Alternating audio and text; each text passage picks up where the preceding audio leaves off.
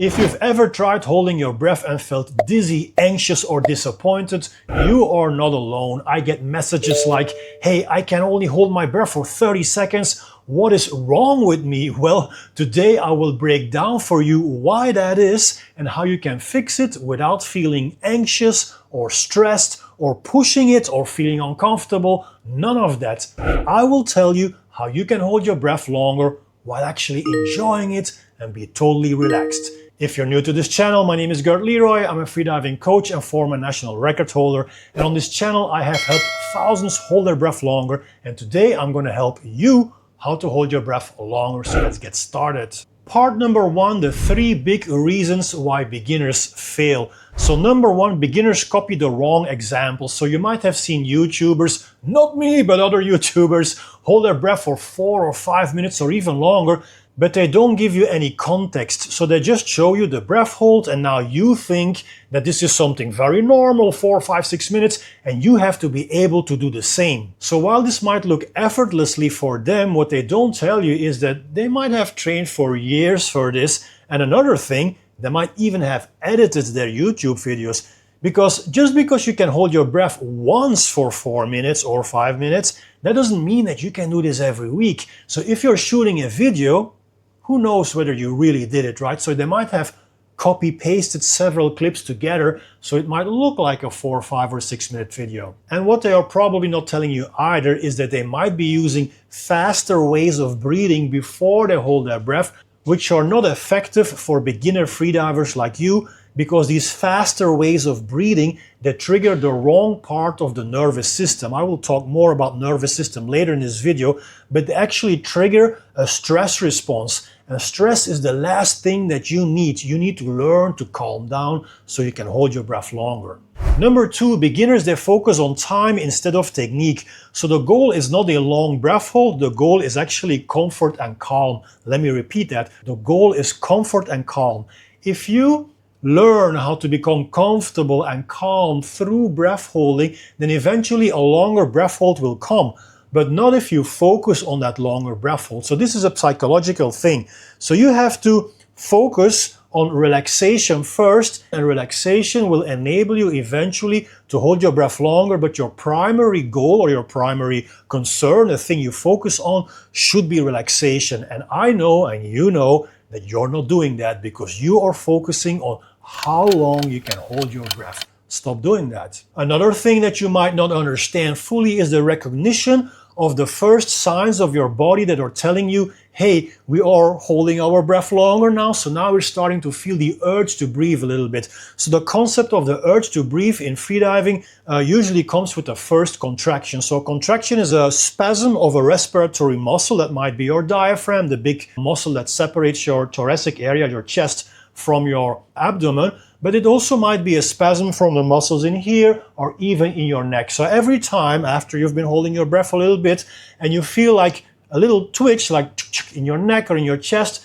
that is a contraction. So a first contraction is a manifestation of your body telling you, hey, we are feeling here a certain urge to breathe. So most beginners think that this is the danger zone, and it's not. It's far from the danger zone. It's just a first sign that your body tells you, hey, we are holding our breath longer and thus our CO2 levels are rising. It is not the danger zone yet because your oxygen is still very, very high, and advanced freedivers, they learn how to hold their breath beyond that first contraction. So as you as a beginner get better, you will learn to hold your breath until 3 contractions or 5 or 7 or 10, and I have even held my breath with 100 contractions, and if you want to see that video, it's up in the cards here. So you might be asking yourself, what builds adaptation, right? Mental adaptation. Because for beginners, it is more a mental adaptation instead of a body adaptation, because your body really knows how to hold its breath for 2, even 3 minutes.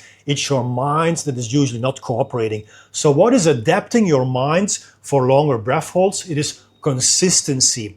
And consistency in breath holding you get by doing easier breath holds and not hard breath holds. Because if you do hard breath holds to a maximum, your nervous system will get shocked. Your mind will say, hey, this wasn't so fun at all. So you will create a negative mindset towards breath holding. So Consistency is created by doing multiple easier breath holds instead of always going for that maximum breath hold. Time is a side effect of good technique and calm nervous system. Let me repeat that. Time, so breath hold time, longer breath holds, is a side effect of good technique, so the skill of breath holding, and calming down your nervous system. If you learn the skills on how to hold your breath and you learn how to calm down your nervous system, then you will eventually have a longer breath hold time. Number 3, beginners train alone and they give up early. So you're probably familiar with the following. You hold your breath for a few times, you get anxious and frustrated and assume this is not just for you. Why is that? Well, because there is no accountability, there is no feedback, you don't really know what you're doing, right? There is no structure, so there is zero progress. Here is a quote from a member of my underwater squad, my community on school. I was doing random breath holds on my own and consistently doubting myself. Inside the underwater squad, I finally understood what I was doing and I made progress right away. That's right, guys. In the underwater squad, we train together and we hold each other accountable. And that's why it's easier to train and to have this consistency in breath hold training, because we're all doing this together and we get feedback not only from me, but from the other members of the underwater squad. So now that we've talked about what does not work, let's talk about what does actually work. So number 1, train the nervous system, not the ego. Wow. Train the nervous system, not the ego. You have to train your nervous system. What is a nervous system? It is the parasympathetic and the sympathetic nervous system. The parasympathetic nervous system is the rest or digest response. Para comes from parar, in Latin means stop. So when you stop the sympathetic nervous system, you come into the parasympathetic nervous system, the rest or digest. When you sleep, you are in rest or digest. When you are chilling, you are in rest or digest. And the opposite is the sympathetic nervous system, which is a fight or flight response. So when you are stressed or when you are alert, you are in a fight or flight response. So you want your body to feel safe without air and not panicked. So when you hold your breath, you want to be in the parasympathetic nervous system, rest or digest, instead of being panicked. And panicked would be a high alert state of the sympathetic nervous system, of course. So how are we going to do this? We're going to do this by preparing for a breath hold, by breathing slightly and calmly through the nose. And in freediving, we call this tidal breathing. Calm, soft in and exhalation, create stillness, create peace before the hold. So that is key to holding your breath longer. It is normal, light breathing through the nose before you take your final breath and then hold your breath. Tidal breathing in freediving, or also called TV breathing, breathing like when you're watching TV, because when you're watching TV, you're not really thinking about how you breathe, right? You just breathe normally through your nose. At least I hope you breathe through your nose, because you should not breathe through your mouth. So TV breathing, or also breathing when you're reading a book. When you're reading a book, you're not conscious about breathing, so you're normally lightly breathing through your nose. We might also call this baseline breathing. So there are many ways to call this tidal breathing in freediving. Holding your breath is an invitation to stillness, not a competition. So leave your ego at home. The biggest problem for all beginners and even for advanced freedivers is to leave your ego at home. Do not let your ego dictate your actions. So what is the ego speaking? The ego speaking means, I want to hold my breath for 3 minutes. Yeah, I want to do this. I'm going to train now so I can hold my breath for 3 minutes or 4 minutes. That's the ego. Because why would you put a time on it? There is no real reason or valuable explanation besides your ego. It's just your ego saying, I want to do this. So your ego is actually sabotaging your progress. So if you can leave your ego at home, if you can ditch your ego and actually focus on what truly matters, which is small incremental steps, fixing little problems, fixing little things, making little steps forward, that is what makes progress. That is what will eventually make you hold your breath longer.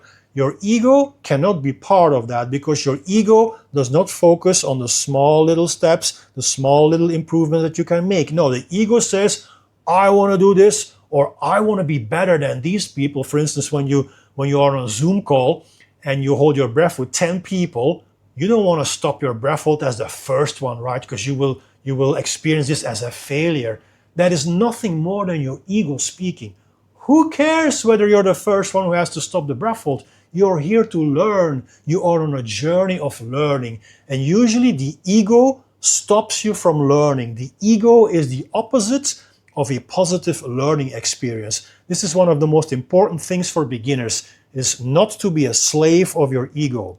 Number 2, use progressive tables and low time thresholds. So on my YouTube channel, you will have found progressive tables already. So what are progressive tables? We start with small breath holds and then we increase the time. We also increase the rest in between. So for instance, when you start with a 30 seconds rest and then a 30 seconds breath hold, next time you would do 45 seconds rest, then 45 seconds breath hold, 1 minute, 1 minute, 115, 115. So we up with 15 seconds, but we also increase the time in between so you get more rest in between. This will allow you to ease into those longer breath holds and to give your body and mind the time to adapt to those longer breath holds. And also you will start those tables without stress. Because if I'm asking you, hey, can you hold your breath for 2 minutes now or 3 minutes? That will create stress because you're not sure whether you can actually do this. But if you start with a 30 seconds breath hold, you have no stress because you know you can probably do 30 seconds, right? And besides those progressive tables, do sub-maximal tables. So stay away from 100% maximum breath holds as much as you can. So we call this 100% maximum breath holds. Why do you want to stay away from that? Because they create stress, they are hard, so they create a negative mindset towards breath holding. So if you want to do a maximum breath hold, do a 90% maximum breath hold, which is actually not a real maximum breath hold. It's an almost maximum breath hold. It's a 90% breath hold. This will be easier on your nervous system. This will be mentally easier, and it will create a positive mindset towards breath holding, which makes you look forward to the next session. So I would recommend doing a 100% maximum breath hold, maximum once every 2 weeks. So we don't do brute force attempts like, I'm pushing it and I want to hold my breath as long as possible. We don't do that. Only do your maximum 100% hold once every 2 weeks or even every 3 weeks. Because you don't learn that much doing a maximum attempt. You learn more doing those easier breath holds multiple times. That's where is the true gold, when you learn to relax on more easy breath holds. And we do no contraction tables. I'm a big fan of no contraction tables because they are obviously easier breath holds. So you hold your breath until the first contraction. So when you feel this first definite urge to breathe, this diaphragmatic spasm or a spasm of the other muscles here in your chest or your neck, that's when you stop the breath hold. We do a lot of no contraction tables in the underwater squats. So you want to keep the training experience positive, so the mind looks forward to it. You want to create a positive experience. Number 3, follow a structure built for beginners, not for advanced. It would be not so intelligent to follow a training schedule that is meant for advanced breath holders when you are a beginner, right? So don't look at world champions, what they are doing, because, well, they're world champions. You are a beginner. You have different needs. You should be training your breath hold in a different way. So structure is what you get in the underwater squat. What do you get there?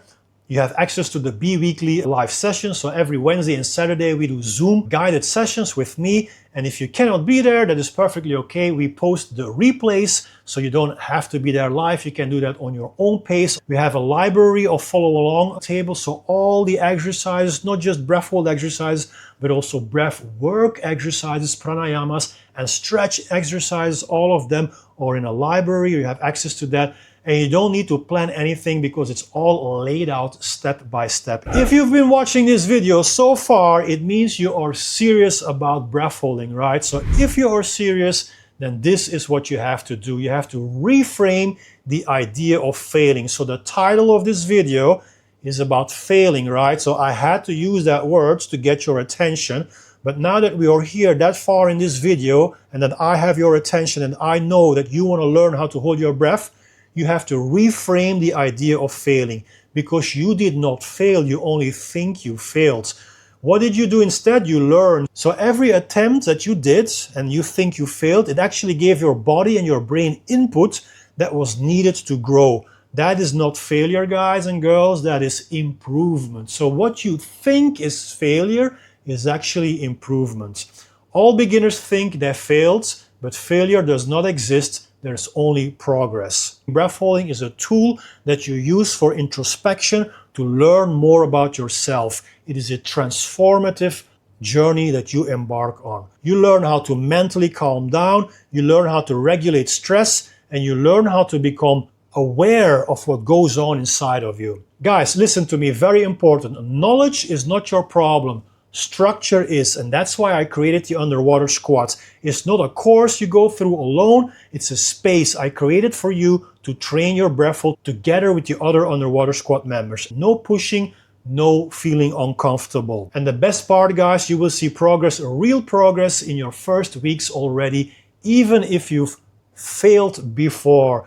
Click the link in the description, school.com/underwater squat. I see you inside, and if you want a 2-minute breath hold table that you can practice right now on YouTube, then click this thumbnail here. Peace in every breath.